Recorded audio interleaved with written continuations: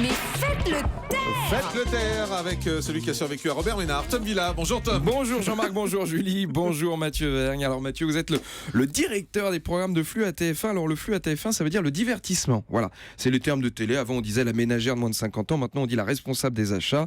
Bon, bref, c'est la daronne qui a la carte du compte commun et qui se tape les courses au carrefour avec les trois marmots qui gueulent partout. Autre exemple, on a fait très fort sur les 12-25. Traduction, on a cartonné sur ceux qui n'ont pas une thune mais qui emmerdent la daronne avec la carte du compte commun. Donc voilà, donc vous gérez les jeux et les émissions où ça déconne, mais on dit directeur des émissions de flux. Et moi en vrai je fais des blagues aux invités, mais je préfère qu'on dise que je prépare un pamphlet d'humeur sur notre convive du matin. Voilà.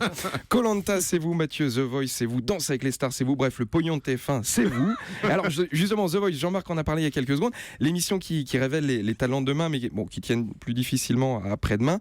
Non je rigole, il y a eu Louane, Kenji, d'ailleurs vous avez déclaré sur France Info, Mathieu Vergne, on est le pays où les talents réussissent le mieux.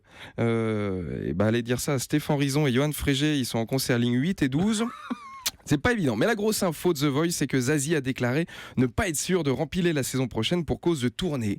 Ben oui, parce que maintenant elle peut faire des tournées. Maintenant qu'on se rappelle qu'elle faisait aussi des disques, c'est vrai que c'était pas évident. Et elle pourrait peut-être être remplacée, en tout cas par Maître Gims. Je sais qu'il s'est porté candidat. Voilà, Maître Gims, je croyais.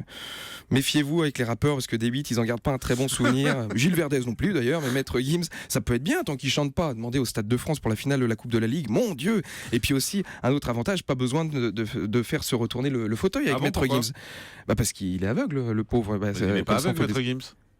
Ah, il est pas... autant pour moi. Parce qu'il porte toujours des lunettes de soleil, ça doit être chiant pour dormir d'ailleurs.